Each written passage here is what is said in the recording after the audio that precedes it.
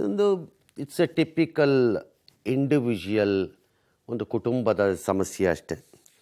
ಆದರೆ ನನಗಿದ್ರಲ್ಲಿ ಸ್ಟ್ರೈಕ್ ಆಗಿದ್ದಿದ್ದು ಏನು, ಈ ಜನಾಂಗದಲ್ಲಿರೋಂಥ ಜನರುಗಳಿಗೆ ನೆರವಿಗೆ ಅಂತಲೇ ಸರ್ಕಾರಗಳು ಏನು ಪಣ ತೊಟ್ಟವರಂತೆ ಭಾಷಣಗಳನ್ನು ಬಿಕ್ಕೊಂಡು ಓಡಾಡ್ತಿದ್ದಾರೆ. ಲಾಸ್ಟ್ 50 ವರ್ಷದಿಂದ ಓಡಾಡಿದ್ದಾರೆ, ಇವತ್ತಿಂದ ಅಂತ ನಾನು ಹೇಳಲಿಕ್ಕಾಗಲ್ಲ.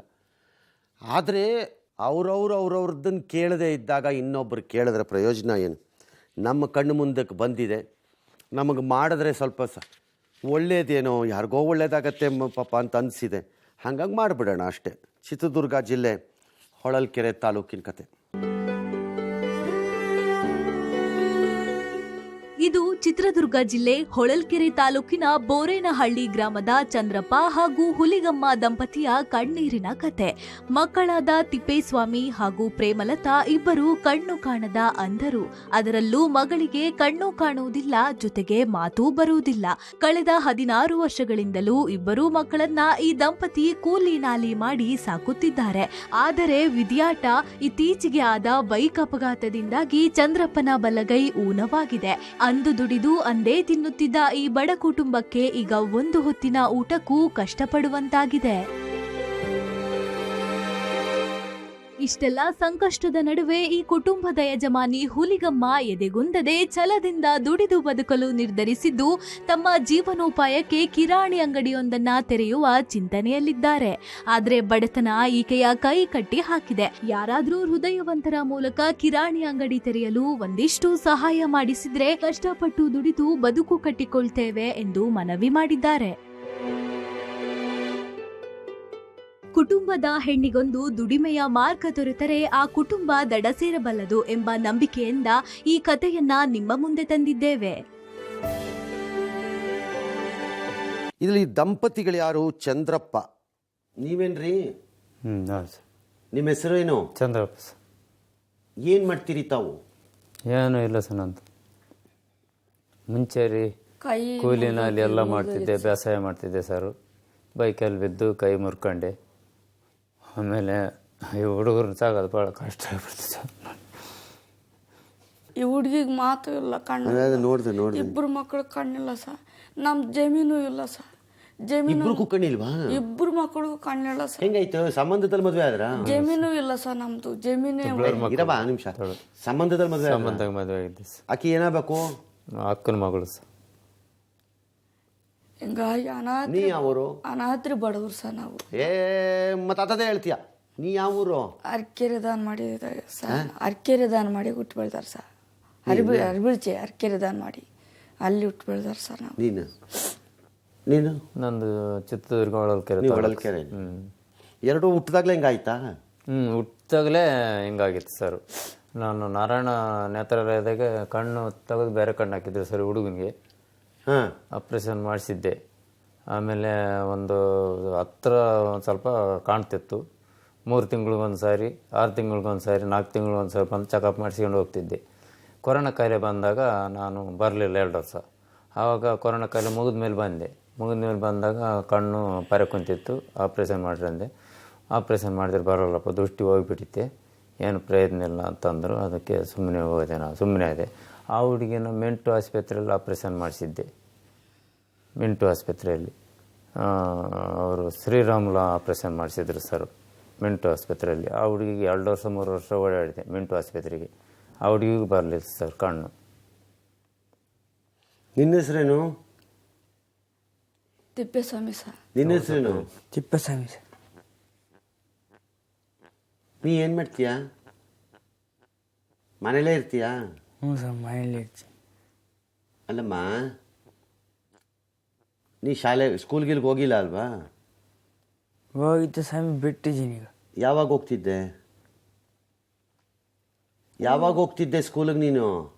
ಎಷ್ಟನೇ ಕ್ಲಾಸ್ವರೆಗೂ ಹೋದೆ? 8ನೇ ಕ್ಲಾಸ್ ತನಕ ಹೋದೆ ಸರ್. ಓದಕ್ಕೆ ಇಂಟ್ರೆಸ್ಟ್ ಇತ್ತಾ ನಿನಗೆ? ಓದಕ್ಕೆ ಆಗ್ತಿತ್ತೇನೋ? ಹ್ಞೂ ಸರ್. ನಿಂಗೆ ಓದಕ್ಕೆ ಇಷ್ಟ ಇದೆಯಾ ಇಲ್ವಾ? ನನಗೆ ಹೇಳಿದ ಅರ್ಥ ಆಗ್ತಿದೆಯೇನೋ? ತಿಪ್ಪೇಸ್ವಾಮಿ, ಕರೆಕ್ಟಾಗಿ ಮಾತಾಡ. ನಿನ್ನ ಕಣ್ಣು ಮಾತ್ರ ಪ್ರಾಬ್ಲಮ್ ಆಗಿರೋದು, ಬಾಯಿ ಏನೋ ಪ್ರಾಬ್ಲಮ್ ನಿನಗೆ? ಏನು ಪ್ರಾಬ್ಲಮ್ ಇಲ್ಲ ತಾನೇ? ಬಾಯಿ ಇಲ್ಲ ಸರ್. ಮತ್ತೆ ಮಾತಾಡು ಸರಿಯಾಗಿ. ಜೋರ ಮಾತಾಡು. ಈಗ ನಿನಗೆ ಕಣ್ಣು ಕಾಣಲ್ಲ ಅಲ್ವೇನೆಯಾ? ಏನು ಕಾಣಲ್ಲ ಅಲ್ವಾ? ಏನು ಕಾಣಲ್ಲ ಸರ್. ಓಕೆ. ಈ ಕಾಣದೇ ಇದ್ದವ್ರಿಗೆ ಅಂತಾನೆ ಆ ಬ್ರೈಲ್ ಅಂತ ಮಾಡ್ಬಿಟ್ಟು ಒಂದು ಭಾಷೆ ಮಾಡ್ಬಿಟ್ಟು ಮಾಡಿರ್ತಾರೆ. ಹ್ಞೂ ಸರ್. ಅದನ್ನ ಟ್ರೈನಿಂಗ್ ಕೊಟ್ಟರೆ ಅದು ಕಲ್ತ್ಕೊಳಕ್ಕೆ ರೆಡಿ ಇದೆಯಾ ನೀನು? ಕಲ್ತ್ಕೊತೀಯಾ? ಹ್ಞೂ ಸರ್, ಕಲ್ತ್ಕೊಂತೀನಿ. ಕಲ್ತ್ಕೊಂಡು ಏನು ಮಾಡ್ತೀಯಾ? ಹೋಯ್ ನೀನು ಏನಾರು ಹೇಳದೆ ಇದ್ರೆ ಈಗ ಓಡಿಸ್ತೀನಿ ಇಲ್ಲಿಂದ ನಿನಗೆ. ಏನು ಕತೆನೋ ನಿಂದು, ಹೋಗತ್ತ ಕಡೆ. ಈಗ ನಿಮ್ಮ ಜೀವನ ಕಟ್ಕೊಳಕ್ಕೆ ಒಂದೇನಾರು ಆಗಬೇಕು.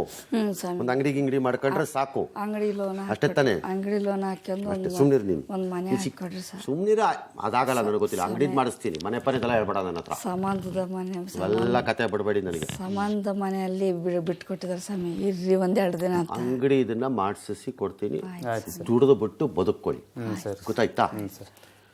ಒಂದು ಮನೆ ಏನಾರ ಮಾಡಿ ಚಿತ್ರದುರ್ಗದ ಗುರುಪೀಠದಲ್ಲಿ, ಭವ್ಯ ಗುರುಪೀಠದಲ್ಲಿ ಸಿದ್ದರಾಮೇಶ್ವರ ಸ್ವಾಮೀಜಿ ನನ್ನ ಜೊತೆ ದೂರವಾಣಿ ಸಂಪರ್ಕದಲ್ಲಿ ಇದ್ದಾರೆ. ಇದು ದೊಡ್ಡ ಸಮಸ್ಯೆ ನನಗೆ ಅಂತ ಅನಿಸಿಲ್ಲ, ನನಗೆ ಮಾಡಲಿಕ್ಕೆ. ಆದರೆ ಅವರ ಮೂಲಕ ಮಾಡಿಸಿದ್ರೆ ಸಮುದಾಯದ ಒಳಗಡೆ ಈ ರೀತಿ ಇನ್ಯಾರು 4 ಜನಕ್ಕೆ ಯಾರು ಹೆಲ್ಪ್ ಮಾಡಲಿ, ಬೇರೆ ಎಲ್ಲಾದರೂ ಸರಿ ಅನ್ನೋ ಒಂದು ಆ ಸಂದೇಶ ರವಾನೆಗೆ ಅವ್ರನ್ನ ಒಂದು ವಾಹನ, ವೆಹಿಕಲ್ ಥರ ಒಂಥರ ಬಳಸ್ಕೋತಾ ಇದ್ದೀವಿ ನಾವು ಅನ್ಸತ್ತೆ. ನಮಸ್ಕಾರ, ರಂಗನಾಥ್ ಮಾತಾಡ್ತಾ ಇದ್ದೀನಿ. ರಂಗನ ಆರಾಮಿದ್ದೀರಿ? ತಾವು ಚೆನ್ನಾಗಿದ್ದೀರಿ? ಆರಾಮಿದ್ದೀರಿ. ಅದೇ ಈ ನಮ್ಮ ಹೊಳಲ್ಕೆರೆದೊಂದು ಕೇಸ್ ಇತ್ತು. ಹೌದು.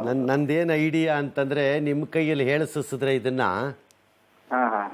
ಈ ಸಂದೇಶ ಇನ್ಯಾರು 4 ಜನಕ್ಕೆ ಹೋಗಿ 4 ಜನಕ್ಕೆ ಸ್ವಲ್ಪ ಸಹಾಯ ಆಗ್ಲಿ ಅಂತ ಯಾರೋ ಮಾಡಿದ್ರೆ.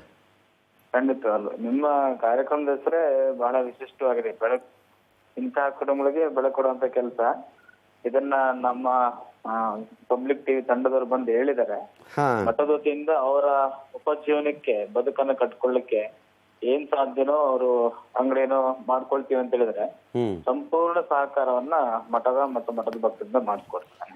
ತಮಗೆ ನಾವು ಋಣಿ ಆಗಿರ್ತೀವಿ. ಕಾರಣ ನಮಗಿವೆಲ್ಲ ನೆಮ್ಮದಿ ಕೊಡೋ ಕೆಲಸ ಅಂತ ನನ್ನ ನಂಬಿಕೆ ಅಷ್ಟೇ. ಹೌದೌದು. ನಮಗೆ ದೇವ್ರು ಯಾಕೆ ಕೆಲವ್ರಿಗೆ ಶಕ್ತಿ ಕೊಡ್ತಾನೆ ಅಂತಂದ್ರೆ, ನೀನು ಮಾಡು ಅಂತ ಕೊಟ್ಟಿರ್ತಾನಂತೆ. ಎಲ್ಲರಿಗೂ ಯಾಕೆ ಶಕ್ತಿ ಕೊಟ್ಟಿಲ್ಲ ಅಂತ ಒಂದು ಪ್ರಶ್ನೆ. ಅದಕ್ಕೆ ಒಂದು ಕೆಲವರು ಕೊಟ್ಟಿರ್ತಾನಂತೆ. ಏನಕ್ಕೆ ಕೊಟ್ಟಿದ್ದಾನೆ ಅಂತಂದ್ರೆ, ನೀನು ಮಾಡಕ್ ತಾಕತ್ತಿದೆ, ಮಾಡು ಅಂತ ಅದು ಅರ್ಥ. ಮತ್ತೆ ಮಠಗಳ ಕೆಲಸನೂ ಕೂಡ ಇದೆ ಅಲ್ವೇ? ಪಡ್ಕೊಂಡು ಇಲ್ದರ ಹತ್ರ ಕೊಡುವಂತ ಕೆಲಸನೇ, ಬೇರೆ ಕೆಲಸನೇ ಮಾಡುವಂತ. ನನಗೆ ಪ್ಲಾಟ್ಫಾರ್ಮ್ ಬಳಸ್ಕೊಂಡು ಸದುಪಯೋಗ ಮಾಡ್ಕೊಳ್ಳಕ್ಕೂ ಕೂಡ ನನ್ನ ಉದ್ದೇಶನೂ ಅದೇ, ತಮ್ಮ ಮನಸ್ಸಿನಲ್ಲಿರೋದು ಅದೇ ಆಗಿರೋದ್ರಿಂದ ಈ ಪ್ರಕರಣವನ್ನ ತಮ್ಮ ಇದಕ್ಕೆ ಹಾಕ್ತಾ ಇದ್ದೀನಿ. ತಾವು ಸಾಧ್ಯ ಆದಿದ್ದನ್ನ ಮಾಡ್ಕೊಳ್ಬೇಕು. 100% ಹೇಳಿದ್ಮೇಲೆ ಸರಿ, ಅವ್ರಿಗೇನು ಉಪಜೀವನಕ್ಕೆ ಕಟ್ಕೊಳಕ್ ಸಾಧ್ಯನೋ ಅದನ್ನ ಮಾಡಿಸ್ಕೊಡೋಣ. ಸರಿ, ಹಾಗಾದ್ರೆ ಮತ್ತೆ ನಾನು ಆ ಕಡೆ ಬಂದಾಗ ಭೇಟಿ ಮಾಡ್ತೀನಿ. ಖಂಡಿತವಾಗ್ಲೂ ಬಂದ್ಬೇಕು. ಓಕೆ, ನಮಸ್ಕಾರ. ಈಗ ಅವ್ನು ಕೆಲಸ ಮಾಡವ, ನಿನ್ಗೆ ನಿನ್ನ ಯಜಮಾನ್ರಿಗೆ ಅಂಗಡಿ ನೋಡ್ಕೊಳಕ್ಕಾಗತ್ತೆ ನಿನ್ನ ಕೈಯಲ್ಲಿ ಅಲ್ವಾ? ನೋಡ್ಕೋತೀಯ ತಾನೆ? ನೋಡ್ಕೊಂತಾರೆ ಸರ್. ಅಲ್ಲಿ ಹೇಳಿಬಿಟ್ಟು ನಾಳೆಲ್ಲ ನಿಮ್ಮೊಂದು ಅಂಗಡಿ ಮಾಡಿಸ್ಕೊಡ್ತೀವಿ. ಗೊತ್ತಾಯ್ತಾ? ಮನೆಗಿನದಕ್ಕೆ ಅರ್ಜಿ ಹಾಕೋ, ಯಾವತ್ತಾರು ಸಮಯ ಬಂದು ಅದೃಷ್ಟ ಇದ್ರೆ ಹೇಳೋಣ. ಸದ್ಯಕ್ಕೆ ಜೀವನಕ್ಕೆ ಒಂದು ಒಳ್ಳೆ ಒಂದು ಅಂಗಡಿ ಹಾಕಿಸ್ಕೊಡಕ್ಕೆ ಹೇಳ್ತೀನಿ ನಾನು. ಆಯ್ತಾ? ಮಾಡಿಸ್ಕೊಡ್ತೀನಿ. ಅದನ್ನು ನೋಡಿಕೊಂಡು ಚೆನ್ನಾಗಿರಿ, ಅವಳನ್ನ ನೋಡ್ಕೊಂಡು. ಇವೊಂದಕ್ಕೆ ಅಲ್ಲಿ ಹೋಗಿ ಚೆಕ್ ಮಾಡು. ನೀನು ಮಿಂಟು ಆಸ್ಪತ್ರೆಗೆ ಓಡಾಡಿದೀಯಾ, ನಾರಾಯಣ ನೇತ್ರಾಲಯಕ್ಕೆಲ್ಲ ಓಡಾಡಿದ್ರೆ ನಿಂಗೆ ಬುದ್ಧಿ ಚೆನ್ನಾಗಿದೆ ಅನ್ಸತ್ತೆ. ಸುಮ್ಮನೆ ಒಂದೇ ಸಮ ಮಾತಾಡ್ತಾರೆ ಅಮ್ಮ, ನಿನ್ಗೆ ಐಡಿಯಾ ಇದೆ ಒಂದು ಸ್ವಲ್ಪ, ನಿನಗೆ ಚೆಕ್ ಮಾಡಿಸು. ಇವಂದು ಈ ಕಣ್ಣಿಲ್ದಿದ್ದವ್ರಿಗೆ ಒಂದು ಬ್ರೈಲ್ ಅಂತ ಒಂದು ಭಾಷೆ ಮಾಡಿದ್ದಾರೆ. ಅವನಿಗೆ ಅಟ್ಲೀಸ್ಟ್ ನೀ ಅದನ್ನು ಕಲಿಸ್ಕೊಟ್ರೆ ಅವನ ಜೀವನ ಕಾಲ ಮೇಲೆ ನಿಂತ್ಕೋತಾನಾಗ ನಾಳೆ. ನೀನು ಇವಳು ಪರ್ಮನೆಂಟ್ ಅಲ್ವಲ್ಲ. Correct sir. ನೀವಿಬ್ರು ಇಲ್ದಿದ್ಮೇಲೆ ಅವನೇನ್ ಮಾಡ್ಬೇಕು ಹೇಳು? ಅದಕ್ಕೆ ಅದನ್ನ ಚೆಕ್ ಮಾಡಿಸು. ಚೆಕ್ ಮಾಡಿಸಿ ಯಾವ್ದಾರು ಇದ್ರೆ ದಾವಣಗೆರೆಗೆ, ತುಮಕೂರ್ಗೆ ಸೇರ್ಸೋ. ಕರೆಕ್ಟಾಗಿ ಹೇಳಿದ್ಯಾ, ಚೆಕ್ ಮಾಡೋ. ಇದ್ರೆ ನನಗೆ ಹೇಳು, ನಾ ಹೇಳ್ತೀನಿ ಅವ್ರಿಗೆ. ಅವರು ಪರೆ ತೆಗಿರಂದಿದ್ಕೆ ಅವ್ರು ಏನ್ ಮಾಡಿದ್ರು, ದೃಷ್ಟಿ ಕಾಣಲ್ಲ ಹಿಂಗೆ ಅಂದ್ಬಿಟ್ರು ಸರ್. ಬ್ರೈಲ್ ಸಾರ್ ಕಣ್ಣು ಕಾಣ್ದಿರೋರಿಗೆ ಹೇಳ್ಕೊಡ್ತಾರಂತಲ್ಲ ಸಾರ್ ಅಂತ, ಅದನ್ನ ಚೆಕ್ ಮಾಡು. ಅದೇ ಸರ್. ಗೊತ್ತಾಯ್ತಾ ನಿನ್ಗೆ? ನನಗೆ ಗೊತ್ತಾದ್ರೆ ನಾನು ಹೇಳ್ತೀನಿ. ನಿಂಗೆ ಗೊತ್ತಾದ್ರೆ ನೀನು ನನ್ಗೆ ಹೇಳು, ನಮ್ಮ ಕಡೆಯವ್ರ ಕಡೆಯಿಂದ ಹೇಳ್ಸು. ನಾನು ಅವ್ರಿಗೆ ಫೋನ್ ಮಾಡಿ ಮಾತಾಡ್ತೀನಿ ಆಗ. ಸರಿ ಸರ್. ಅಂಗಡಿನ ಮಾಡಿಸ್ತೀನಿ. ಆಯ್ತು ಸರ್.